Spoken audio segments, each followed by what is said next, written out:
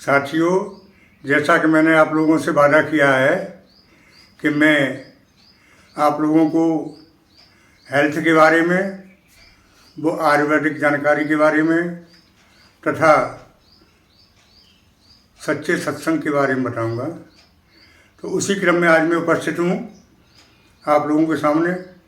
बहुत अच्छी बातें बताऊंगा। मेरा नाम डॉक्टर कृपाल सिंह मानव, प्रदेश अध्यक्ष भारतीय जागरूक मानव समिति। साथियों,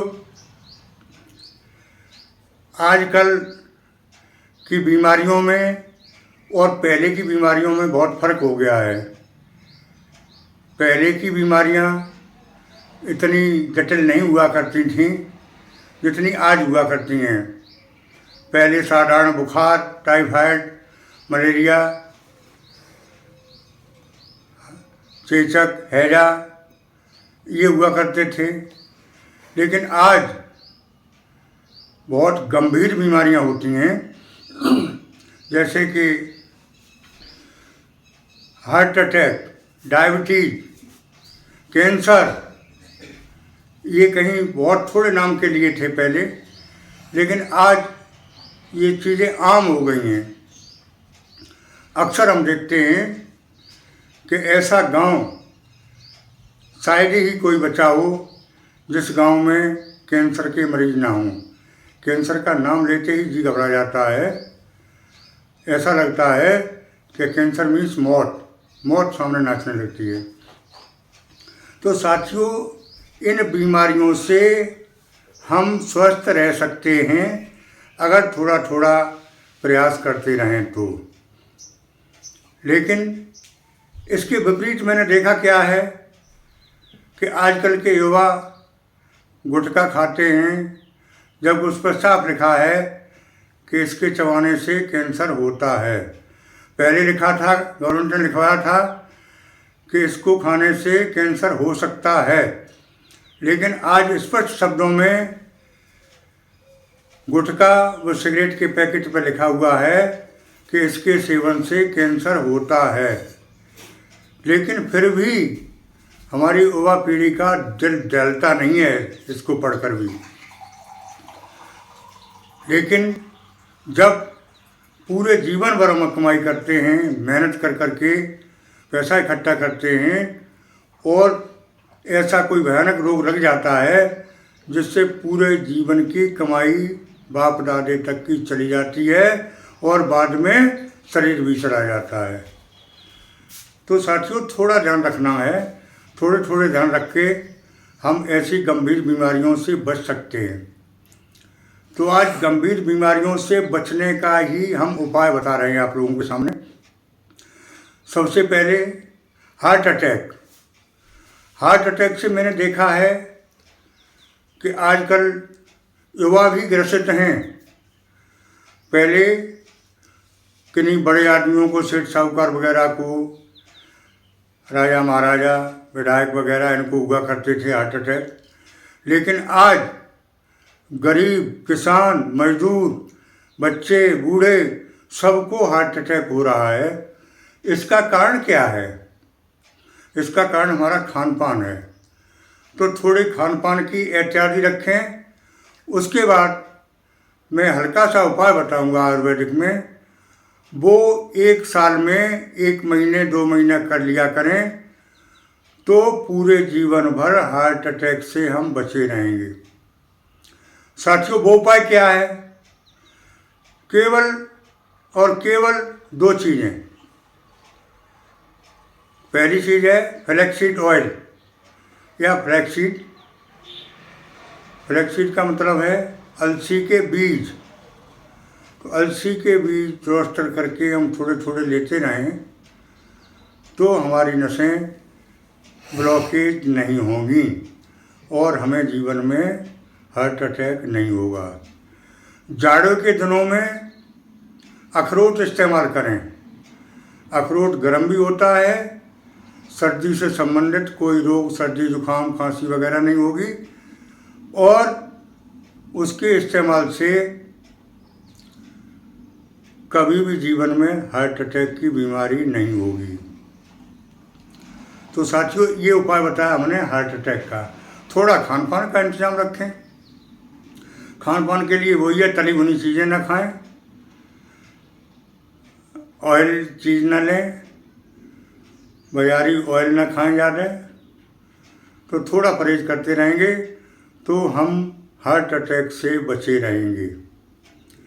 साथियों, अगली बहुत खतरनाक बीमारी है हमारे सामने, कैंसर।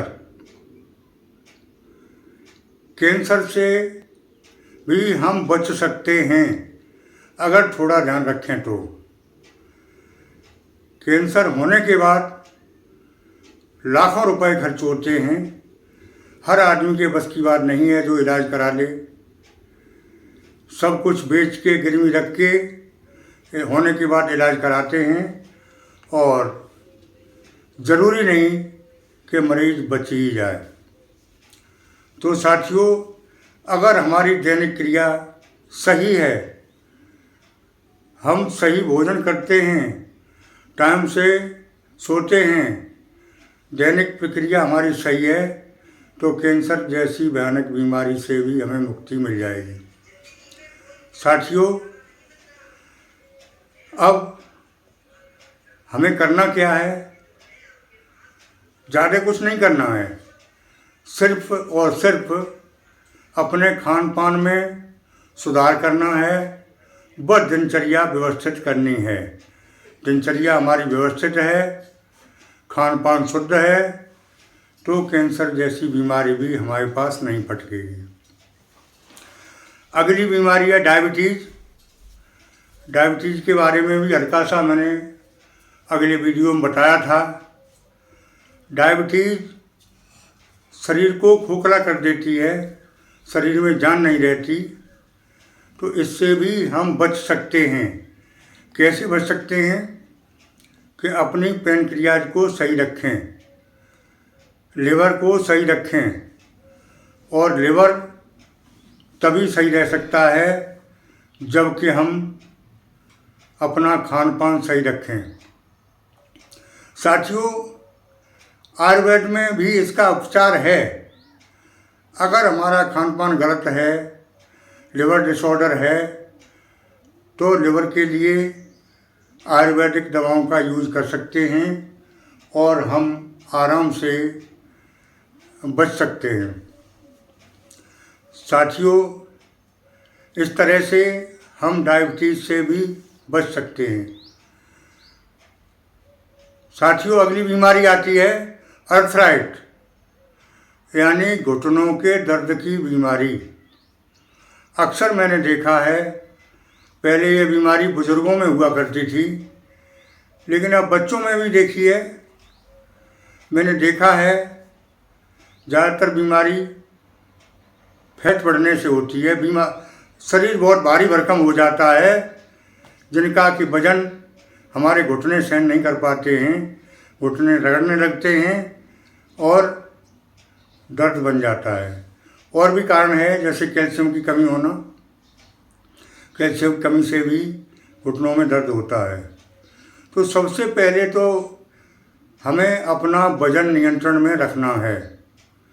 चाहे बच्चे हों, चाहे जवान हों, चाहे बूढ़े हों, अगर हमारा वजन नियंत्रित है तो हम घुटनों के दर्द से बच सकते हैं। करते क्या हैं कि दिन भर बैठने का काम है, दिन भर बैठे रहते हैं, चलना फिरना है नहीं, ऑयली भोजन करते हैं, जिससे मोटापा काफ़ी बढ़ जाता है और उतना वजन हमारे घुटने बर्दाश्त नहीं कर पाते हैं, इसलिए वो आपस में रगड़ के दर्द पैदा करते हैं। साथियों, हमें अपना वजन नियंत्रण में रखना है।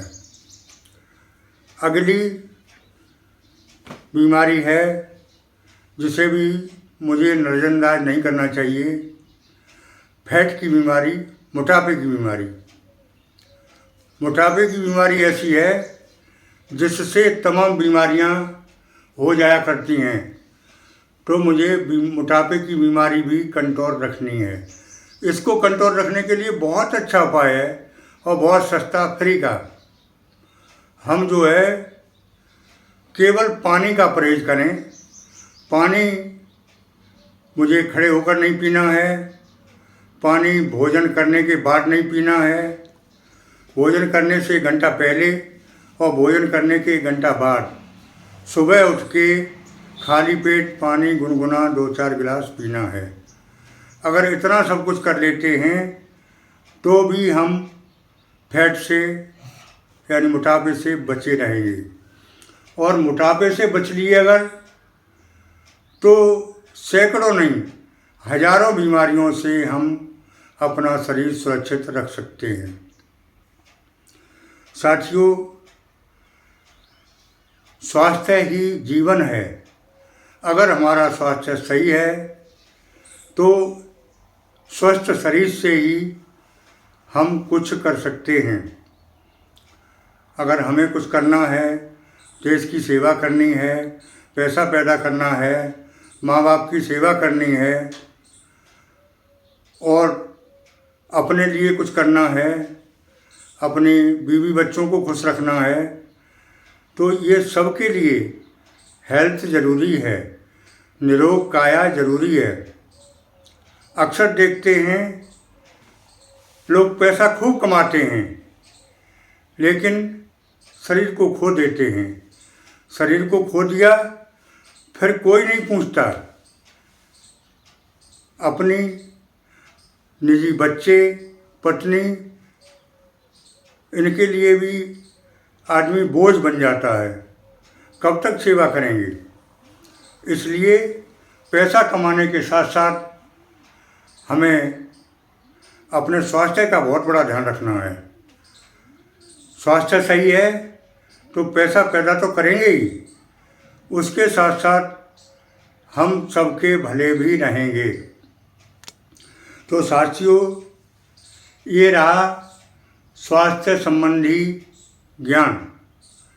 अब आगे जैसे मैंने कहा था कि मैं सत्संग भी दूंगा, आत्मा का परमात्मा से मिलन के बारे में भी बताऊंगा बहुत सरल रूप में। तो साथियों, मैंने परमात्मा के लिए एक शेर बनाई है कि नहीं तो न आवाज़ लगाती है, न दरवाज़ा खटखटाती है, न आवाज़ लगाती है, न दरवाज़ा खटखटाती है, तेरी याद बड़े घमंड से मेरे दिल में आती है। न दरवाज़ा खटखटाती है, न आवाज़ लगाती है, बड़े घमंड से तेरी याद मेरे दिल में आती है। यानी परमात्मा की याद इस तरह से आनी चाहिए कि न दरवाज़ा खटखटाए, न आवाज़ लगाए, सीधे मेरे दिल में पहुंच जाए।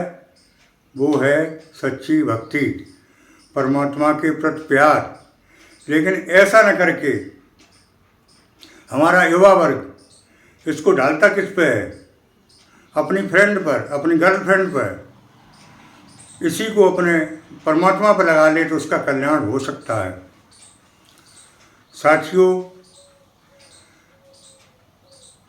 आदमी दूसरे को पहचानता फिरता है, वो कैसा है, वो गलत है, वो सही है, लेकिन पहचान अपनी करनी चाहिए कि मैं कैसा हूँ, मुझे कैसा रहना चाहिए। साथियों,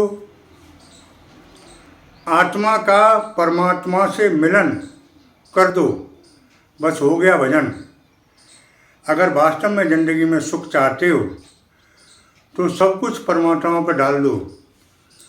अगर परमात्मा पर सब कुछ तुमने डाल दिया तो कहीं भी किसी तरह से तुम्हें घाटा पड़ने का नहीं है, तुम्हारा काम बिगड़ने का नहीं है। लेकिन डाल दो सच्चे मन से। ऐसा नहीं कि हम कह तो रहें कि मैंने सब कुछ डाल दिया लेकिन कर नहीं रहे हैं, यानी केवल कह रहे हैं, उसे मान नहीं रहे हैं।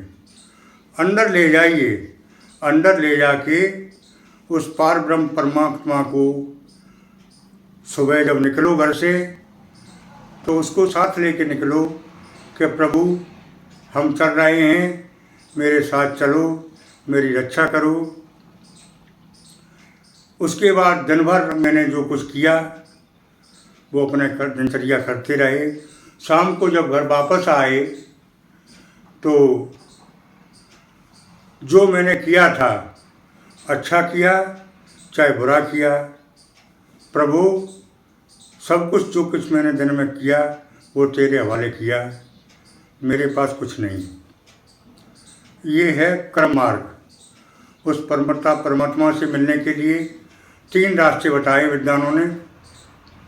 पहला रास्ता है भक्ति मार्ग, यानी हम अब मूर्ति को सामने रख के उससे भक्ति करें, पूजा करें, उसकी भक्ति में इतने लीन हो जाएं कि उसके सिवा और कुछ नहीं दिखाई दे, सब कुछ वो ही है। इस मार्ग से भी हम उसको पा सकते हैं। दूसरा मार्ग है ज्ञान मार्ग। ज्ञान मार्ग के जरिए इस ज्ञान को पैदा करके कि हमारे अंदर परमात्मा है और उस परमात्मा को अपने दिव्य चक्षु से देखने की कोशिश करें, बैठ के भजन करें उसका। तो ये ज्ञान मार्ग के जरिए भी हम उस परमपिता परमात्मा को पा सकते हैं। तीसरा है कर्म मार्ग, जैसा कि मैंने अभी बताया कि हे प्रभु मैं जो कुछ आज दिन में करूँगा वो तेरे निमित्त करूँगा।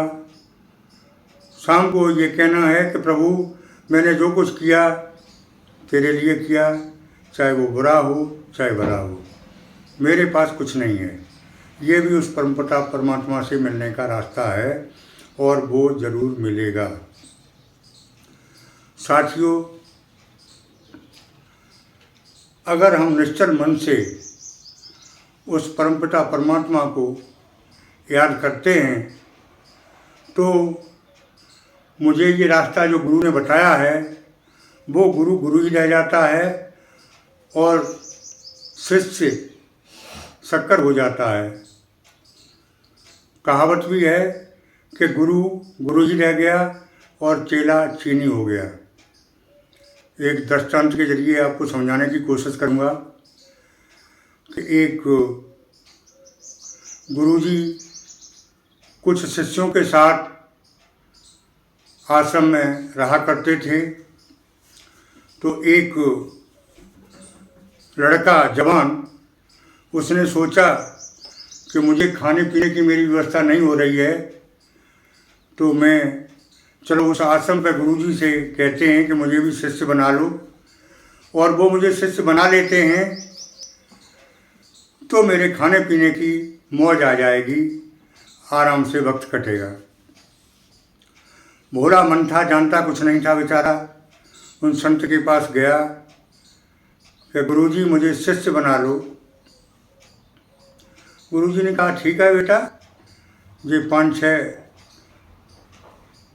मेरे शिष्य हैं, इनमें तुम भी अपनी मौज मस्ती से रहो, मुझे कोई आपत्ति नहीं है।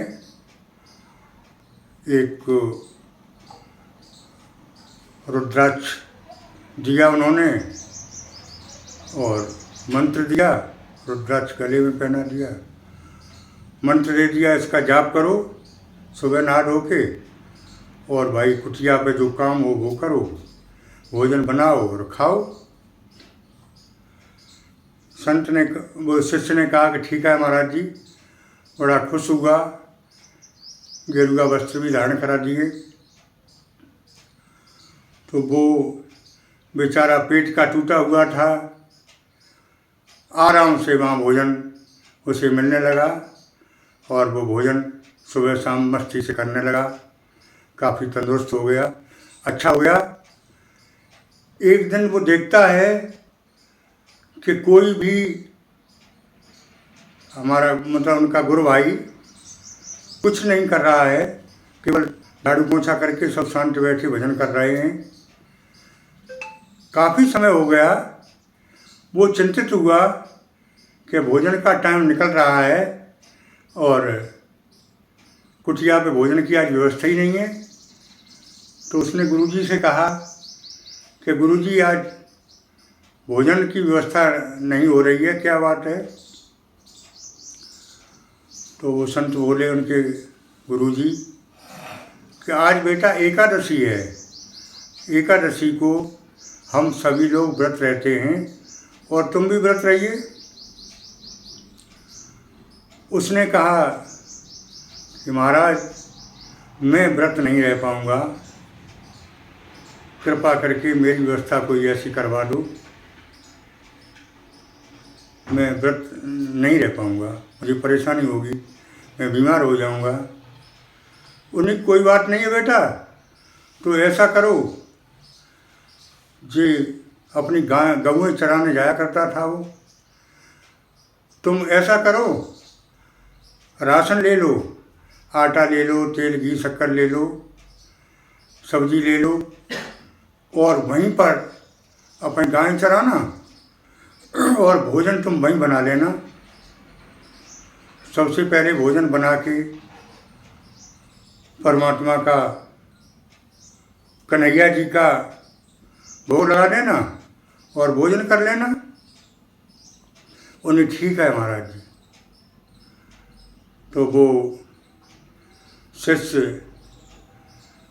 को दिया गया था आधा किलो आटा, आलू और तेल घी शक्कर वगैरह जो सौदा लगती है, सब उसने अपना बांट बूंद के गाय लेके और बनी में चला गया।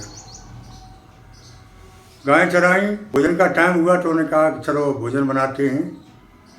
तो बड़े प्यार से उसने बैठ के भोजन तैयार किया।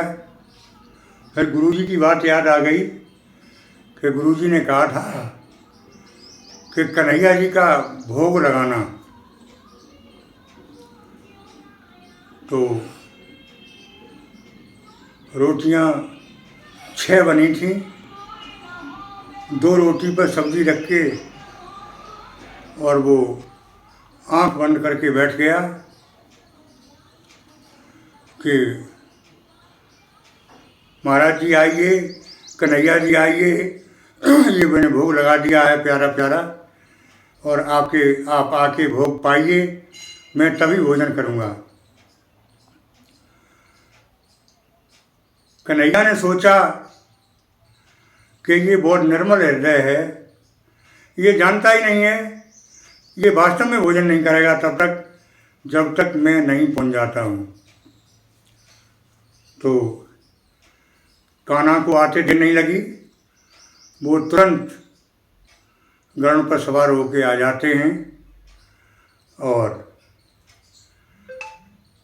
जो 2 रोटी भोग की रखी थी वो उन्होंने हाथ में उठा के और खाने लगे। उन्होंने आंखें खोली शिष्य ने और कहा कि कान्हा बहुत देर में आए हो, अब की बात जब एकादशी हो तो जल्दी आ जाया करना, मुझे बहुत जोर की भूख लगती है, मैंने सब कुछ तैयार कर लिया, फिर आपको याद किया, आपको आने में बहुत देर लग गई, आइंदा जल्दी आना। कि ठीक है बेटा, मैं तो जल्दी आऊँगा ही, लेकिन अब की बार हमारे साथ राधा भी आना चाहती हैं, तो अपना व्यवस्था थोड़ी ज़्यादा रखना। उसने सोचा कि ठीक है रखूँगा, वो तो खा के चले गए वो। अब वो चिंता में, उसके लिए ही भोजन था, वो चूँक ज़्यादा खाता था, 2 रोटी का भूखा रह गया बेचारा। उसने कहा बड़ी समस्या है, ये भोग से मैं तो, मेरा पेट भी नहीं रहा, भरा भूखा रह गया। उसने आके अपने गुरुजी से कहा, फिर धीरे धीरे एकादशी आई। उसने कहा महाराज जी आटा थोड़ा ज़्यादा दे देना, मैं भूखा रह गया था, क्योंकि कन्हैया जी का भोग लगाया तो 2 रोटी उन्होंने खा ली, 4 मेरे लिए रह गई, जब मैं 6 रोटी से पेट भरता है मेरा। गुरुजी सोचे कि इसका पेट नहीं भरा होगा, इसलिए इसने ऐसी बात कर रहा है, कोई बात नहीं, अब की बार तुम आटा ज़्यादा ले जाओ। तो आधा किलो की बजाय उसने, गुरुजी ने 3 पाई आटा दिलवा दिया, 1.25 किलो। उन्होंने वही प्रक्रिया फिर की, भोजन बनाया। भोजन बनाने के बाद रोटी जब तैयार हो गई तो दो दो रोटी उन्होंने दो जगह रख दी, क्योंकि वायदे के अनुसार उन्होंने कहा कि राधा जी भी आएंगे। तो आंख बंद करके बैठ गए कि आओ आओ प्रभु जी, भोग लगाओ प्रभु जी। तो प्रभु जी मैं राधा जी के पहुंच गए और दो दो रोटी उठा ली और पाने लगे। शिष्य के पास फिर भी 4 रोटी रह गई, क्यों 8 रोटी बनी थी। वो बेचारा फिर भूखा रह गया। कोई बात नहीं, आगे फिर एकादशी आती है। फिर उन्होंने अपने गुरु जी से कहा, शिष्य ने, कि महाराज जी आटा थोड़ा, राशन हमें थोड़ा ज़्यादा दे देना, क्योंकि उस दिन राधा जी भी साथ आ गई थी और मैं फिर भूखा रह गया। और हाँ, अब की बात तो वो ये कह गए कि वो हमारी और रानियाँ भी आएंगी, रुक्मिणी भी आएंगी, सखियाँ भी आएंगी, तो अब की बात थोड़ा आटा ज़्यादा देना। उन्हें ठीक है, ये भूखा रह गया होगा, ऐसा करो 1 किलो आटा दे दो उसे। 1 किलो आटा दे दिया उसे। उसने फिर उसी तरह से भोग लगाया और कहा कि आओ प्रभु जी, भोग लगाओ प्रभु जी। जब चूँकि वादा कर दिया था कि मुझे इंतज़ार न करना पड़ा है, जल्दी आ जाया करना, तो वो जल्दी आ गए। उनकी सब और पटरानियाँ रानियाँ भी साथ थीं, रुक्मिणी वगैरह सखियाँ साथ थीं। तो वो सब रोटी चली गई, उनके लिए 2 रोटी बच गई केवल। उस दिन और ज़्यादा भूखे रह गए बेचारे। उन्होंने कहा कि गुरुजी ने बताया था कन्हैया का भोग लगाना, ये अपने पूरे परिवार को ले आते हैं। उस दिन उन्होंने कह दिया कि अगली बार भाई भक्त मेरे साथ ग्वाला भी आएंगे, तो भाई राशन ज़्यादा लाना तुम। उन्होंने की वाह, ये और परेशानी अटका दी इन्होंने। चलो देखते हैं। अगली बार फिर एकादशी आई तो उन्होंने अपने गुरुजी से कहा कि गुरुजी, पहले तो कन्हैया के ले आए थे, दूसरे में राधा को साथ लेके आए, तीसरी बार और अपनी सखियाँ वगैरह थी उनको साथ लेके आए। अब की बार ये कह गए कि मैं ग्वालाओं को लेके भी आऊँगा, तो अब तो राशन बहुत ज़्यादा चाहिए मुझे। गुरुजी सोचे कि मामला क्या है। राशन तो उन्होंने ज़्यादा दे दिया, लेकिन उन्होंने सोचा कि अब की बार चल के देखते हैं कि आखिर इतने राशन का ये करता क्या है। तो पीछे डुब के एक झाड़ी में बैठ गए।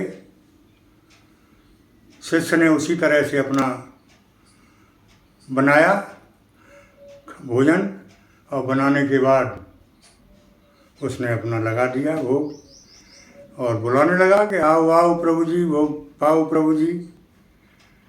प्रभु जी ने चूँकि वादा किया था कि मैं इंतज़ार नहीं करवाऊँगा, तो उन्होंने की सब रानियाँ, गोपी ग्वाला सबको ले पूरी फौज लेके आ गए। गुरुजी झाड़ियों में देख रहे थे छिपे हुए कि आखिर माजरा क्या है। गुरुजी ने देखा, ओहो मेरा ये शिष्य, ये देखिए साक्षात प्रभु, मैं रुक्मिणी राधा के खड़े हुए हैं इसके सामने और सब गोपी ग्वाला खड़े हुए हैं। निकल के गुरुजी आ गए और दर्शन गुरुजी ने भी किए और कहा, बेटा शिष्य, तुम आज से मेरे गुरु हो और हम तुम्हारे शिष्य हैं। तभी से ये कहावत चली आ रही है कि गुरु गुरु ही रह गए और चेला चीनी हो गया। साथियों, हम देखते हैं कि भगवान भक्त के बस में हैं, लेकिन कब? जब वो भोला हो, मन सच्चा हो, दिल में कपट छल छिद्र न हो। कितना भोला था वो गुरु जी का शिष्य। उस भोले वाले के सामने साक्षात दर्शन दिए और उस शिष्य ने खुद अपना तरन तारण किया और अपने गुरु का भी किया। साथियों, इस तरह से अगर हम अपने भोले मन से, सच्ची लगन से, सच्चे प्यार से उस परमपिता परमात्मा को याद करेंगे तो वो अवश्य ही मुझे दर्शन देंगे और मेरे सभी कष्टों को दूर करेंगे। इसमें कोई संशय की बात नहीं है, अटल सत्य है। साथियों, आगे मैं और बताना चाहूँगा कि अगर किसी देश का राजा थोड़ा कम बुद्धि का है और उसका मंत्री तेज है तो उस राजा को बचा सकता है। और राजा और मंत्री एक ही तरह के हों तो उस देश की नैया डूब जाएगी। एक देश का राजा थोड़ा कम बुद्धि का था, उसका मंत्री काफ़ी तेज था, बुद्धिमान था। तो उसके यहाँ 4 ब्राह्मण आए राजा के यहाँ, जैसा कि पहले आया करते थे। उनने कहा ब्राह्मणों ने कि महाराज मैं कथा सुनाऊंगा। उन्हें ठीक है, चारों लोग सुनाओगे? कि हाँ महाराज जी, मैं चारों लोग कथा सुनाऊंगा। भाग्यवश ब्राह्मण भी वो पोंगा पंडित थे, जानते कुछ नहीं थे।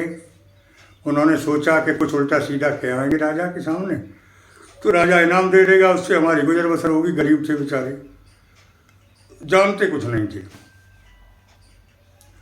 तो उन्होंने ठीक है भाई, कथा सुनाओ तुम। तो उन्होंने सोचा कि अब सुनाएं क्या, जानते तो कुछ है ही नहीं। तो पहला बोला, पहले उनको भोजन कराया था तबीयत से राजा ने, चारों ब्राह्मणों को भोजन कराया। भोजन कराने के बाद तब कहा कि अब तुम मुझे कथा सुनाइए। तो पहला बोला, हाय राम, अब क्या होगा? पहले की कथा हो गई। दूसरा बोला, जो तो होएगो तुम को होएगो, जो तो को होगा वो मोह को होगा। ये दूसरी कथा हो गई। तीसरे ने सुनाई कि जे हेलम पेली चलेगी कब तक। तीसरी कथा हो गई। चौथा कह रहा है कि जब तक चले तब तक सही।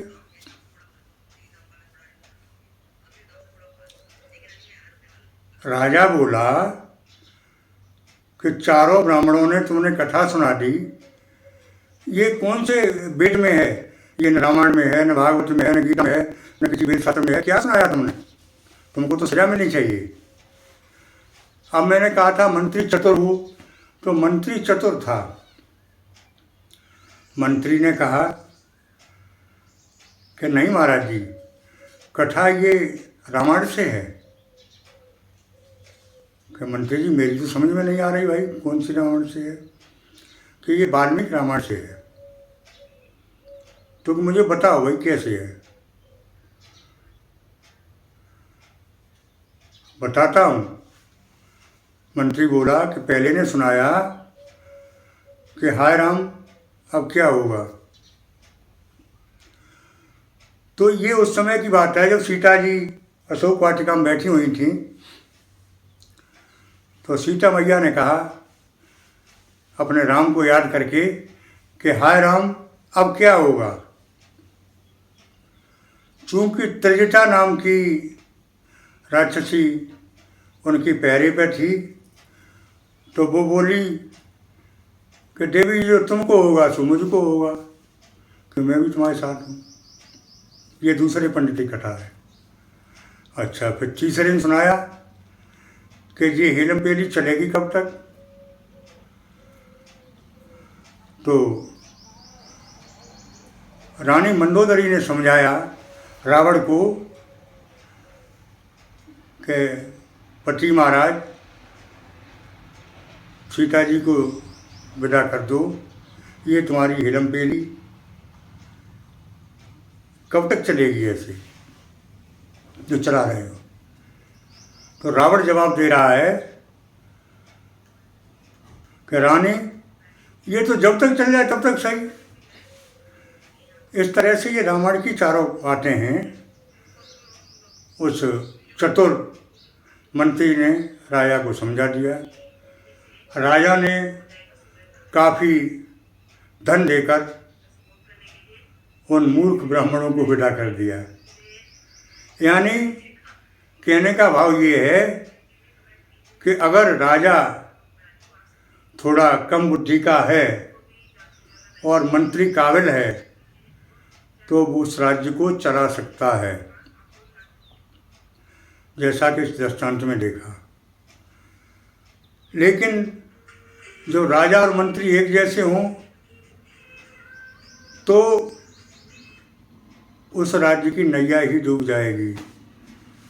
जैसे कि अंधेर नगरी अनबूझ राजा, टका शेर भाजी टका शेर खाया। एक दृष्टांत है, एक गुरु और शिष्य एक आश्रम पर रहा करते थे।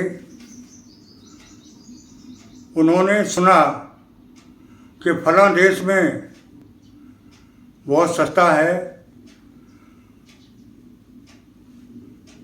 हर चीज़ टका शेर है, तो रबड़ी भी टका शेर है। तो शिष्य बोला गुरु जी से कि गुरु जी चलो उस देश में चलते हैं, और वहाँ बताया हर चीज़ सस्ती है, रबड़ी भी सस्ती होगी, तो हम लोग चल के वहाँ रबड़ी खाया करेंगे और मौज लेंगे, अच्छी अच्छी चीज़ें खाया करेंगे। गुरुजी ने कहा कि बेटा शिष्य तुम बन चलो वहाँ हर चीज़ सस्ती है लेकिन अंधेर नगरी है। शिष्य बोला कि महाराज हमें आपको क्या करना है, भजन करना है, बढ़िया बढ़िया टका शेर मिलेगा, खाएंगे, मस्त रहेंगे। उन्होंने ठीक है बेटा, नहीं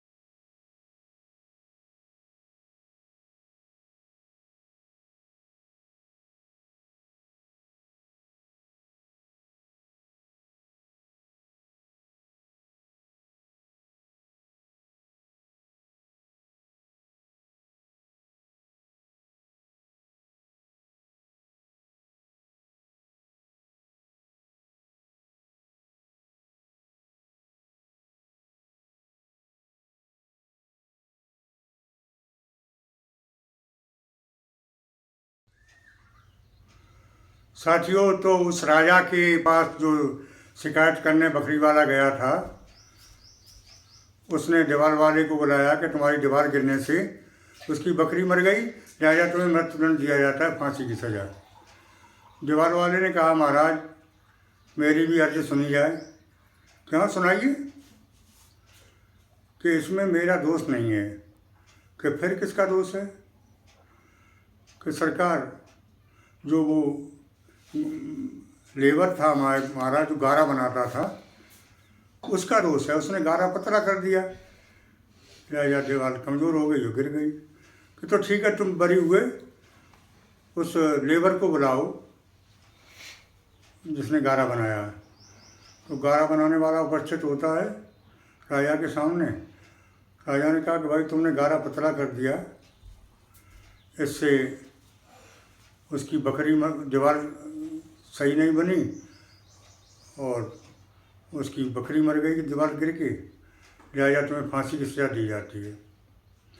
उन्होंने महाराज हमारा दोष नहीं है, जो पानी डाल रहा था उसका दोष है। उन्हें ठीक है तुम जाओ पानी वाले को बुलाओ। पानी वाला आया, उन्हें कि भाई तुमने पानी गारे में इतना डाल दिया जिससे उसकी दीवार गलत चन गई और उसकी बकरी मर गई उसमें दब के, लिहाजा तुम्हें फांसी की सजा। उसने कहा महाराज हमारा दोष नहीं है। कि फिर दोष सरकार उसका है, मैं पानी डाल रहा था और आपके कोतवाल साहब की सवारी निकल रही थी उधर से, तो मैं उधर देखने लगा इसलिए पानी ज़्यादा गिर गया। उन्हें अच्छा तुम भी जाओ उस कोतवाल को बुलाओ। कोतवाल को बुलाया। उन्हें कहा हाँ भाई कोतवाल साहब तुम उधर से निकल रहे थे इसलिए पानी ज़्यादा गिर गया, गारा पतला हो गया और इसके फलस्वरूप दीवार खराब चनी, दीवार गिर जाने से उसकी बकरी मर गई, इसलिए तुम्हें फांसी की सजा दी जाती है। कोतवाल साहब बेचारे कोई जवाब नहीं दे पाए और फांसी के तख्ते पर उनको पहुंचा दिया गया। अब हुआ ये कि कोतवाल साहब की गर्दन पतली थी तो फंडा निकल गया। फंडा जैसी डाला फांसी का वो निकल गया। उनकी जल्लाद ने कहा जाके राजा साहब वो कोतवाल साहब की गर्दन पतली है, फंडा निकल जाता है, फांसी नहीं लग रही। राजा बोला करे मूर्ख, उसके ही तो निकल जाता है, मोटी गर्दन वाला ले आ कोई, उसके लगा दे फांसी।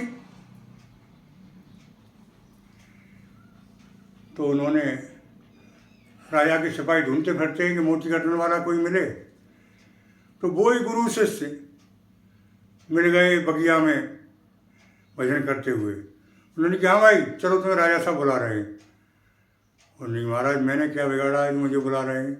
कि नहीं चलिए जल्दी। तो वो दोनों चल दिए, चूँकि गर्दन उनकी मोटी हो गई थी खा खा के माल। आ गए। उन्होंने कहा भाई ऐसा है, राजा ने हुक्म दिया कि इस तरह से उसकी बकरी मर गई है, पानी ज़्यादा डाल दिया था, कोतवाल साहब निकल रहे थे। अब चूँकि कोतवाल साहब को फांसी लगनी चाहिए, लेकिन कोतवाल साहब की गर्दन पतली है, फंडा निकल जाता है, तुम्हारी गर्दन मोटी है, तुम्हें फांसी की सज़ा दी जाती है। अब गुरु ने कहा चेला से कि देख चेला, मैंने तुझसे तभी कहा था कि ये अंधेर नगरी है, यहाँ का राजा अनबूझ है, और तूने मेरी बात नहीं मानी और आज जो है मौत हो रही है, हम दो में से एक की मौत हो जाएगी। गुरुजी बोले खैर चिंता मत कर, मैं बचाने की कोशिश करूँगा, चलते हैं। वहाँ पहुँचे, दोनों लोगों ने योजना बना ली कि देख मैं तुझे मारूंगा, तू मुझे मारना। ठीक है। फांसी के फंदे पर जाके और वो जो कहे कि मैं जाऊंगा, गुरुजी कहे मैं जाऊंगा, चेला कहे मैं जाऊंगा, और दोनों एक दूसरे को मारने लगे, कुट्टी खेलने लगे। बहुत देर हो गई। राजा ने कहा फांसी लग गई कि नहीं अभी? जल्लाद बोला कि महाराज ये तो दोनों लड़ रहे हैं। राजा ने कहा चल मैं देखता हूँ क्यों लड़ रहे हैं। राजा ने कहा हाँ भाई तुम लड़ क्यों रहे हो? कि महाराज मैं इसलिए लड़ रहा हूँ कि मैं गुरु हूँ, मैं कहता हूँ मैं पहले जाऊँगा, और मेरा शिष्य ये कह रहा है कि मैं पहले जाऊँगा, तो कि इसमें क्या बात है? मरने के लिए क्यों तैयार हैं सब दोनों? गुरुजी बोले कि महाराज इस समय इस मुहूर्त में जो मरेगा वो सीधा स्वर्ग में जाएगा और स्वर्ग का राज्य मिलेगा उसे, इसलिए मैं तो कहता हूँ मैं जाऊँगा, मेरा शिष्य कहता है मैं जाऊँगा। राजा बोला कि अरे मूर्खो, मेरे होते हुए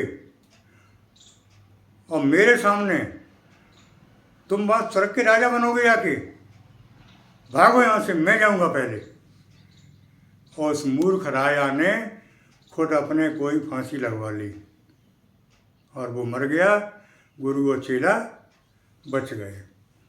गुरु और चेला ने, गुरु जी ने कहा कि अब चल भाग यहाँ से अपने देश के लिए। यहाँ का राजा मूर्ख था और मैंने तुझे जैसे बचाया वैसे मैं ही जानता हूँ, इल्म से बच गए। इसलिए दोस्तों, अंधेर नगरी अनबूझ राजा, टका शेर भाजी टका शेर खाजा, ये कहावत मैंने तुम्हारे लोगों के सामने पूरी कर दी। और सभी को ऐसी जगह से बचना चाहिए जहाँ का राजा मूर्ख हो। साथियों, जहाँ का राजा मूर्ख होता है वहाँ कोई भी किसी तरह का कोई कुछ नहीं चल पाता है। जहाँ का राजा विद्वान होता है वहाँ सब कुछ अच्छा ही अच्छा होता है। साथियों, हमें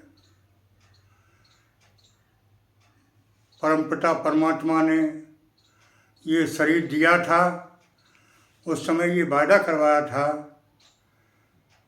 कि तू जग में जा रहा है और अच्छे अच्छे काम करेगा, मेरा स्मरण करेगा, तो मैं तुझे पुनः ये शरीर दूंगा।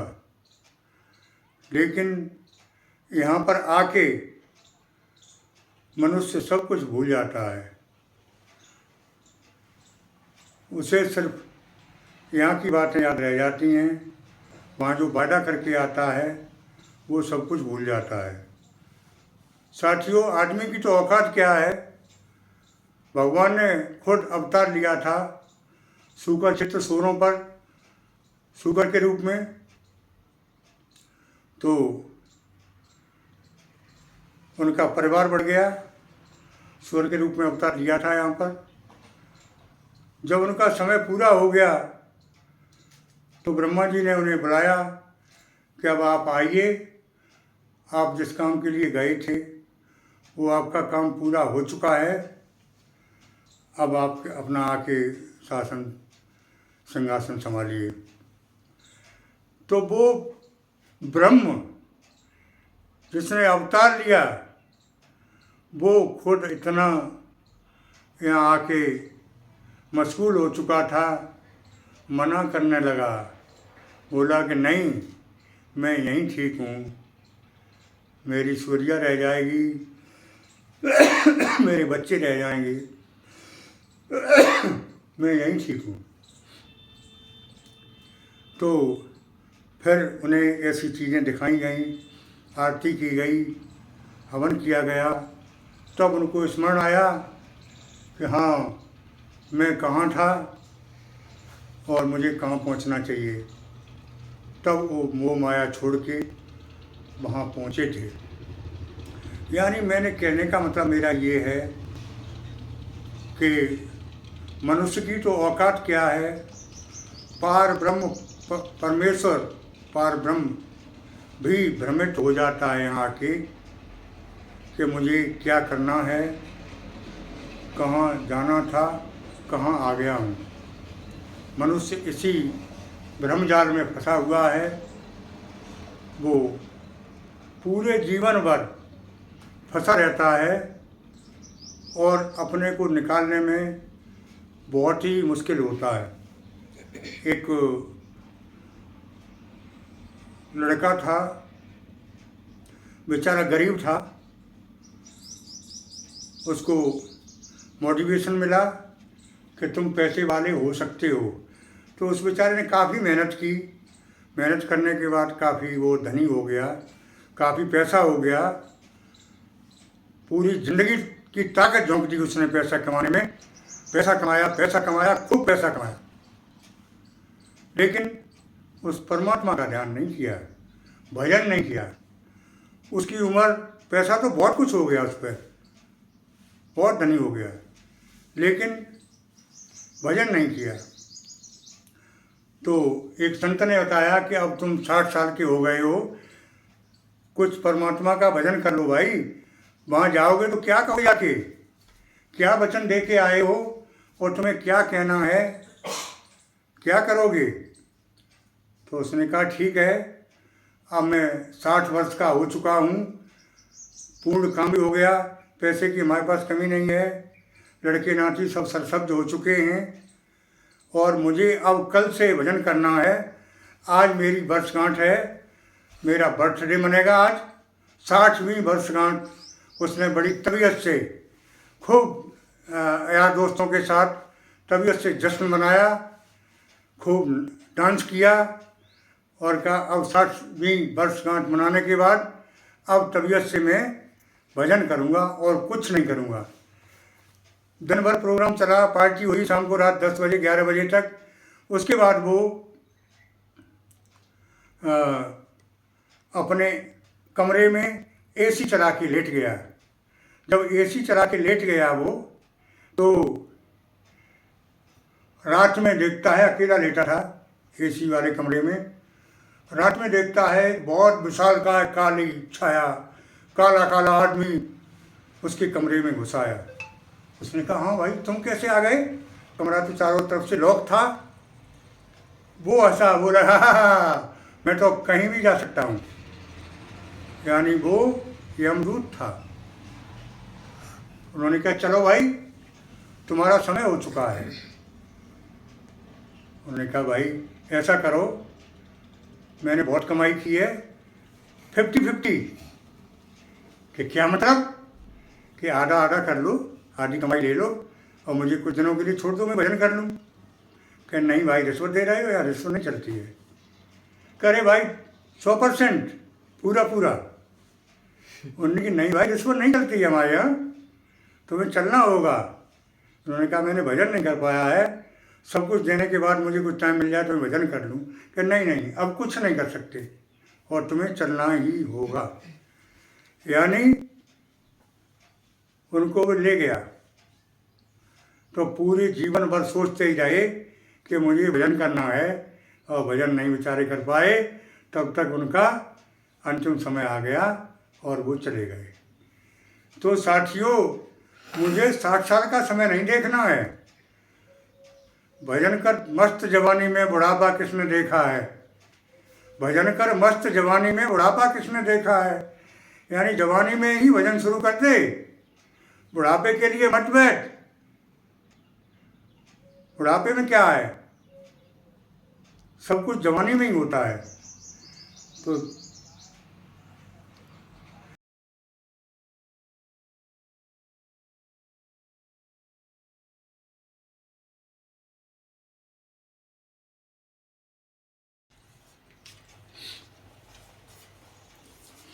वाला करने से ना तुम किताब आन दो।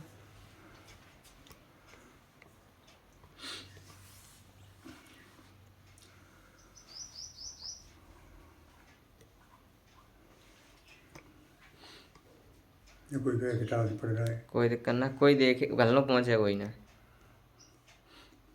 चलो चलो। साथियों प्रसन्नता से स्वास्थ्य है, इसके विपरीत उदासी रोग है।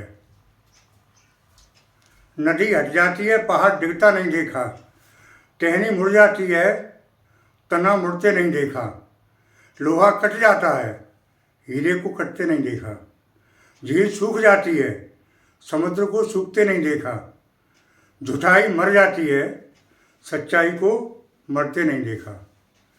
इंसानियत इंसान को इंसान बना देती है, लगन हर मुश्किल को आसान बना देती है। लोग यूं ही नहीं जाते मंदिर में पूजा करने, आस्था ही तो पत्थर को भगवान बना देती है।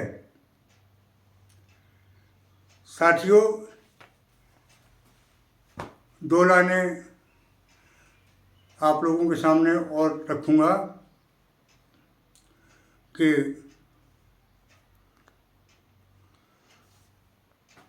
मैंने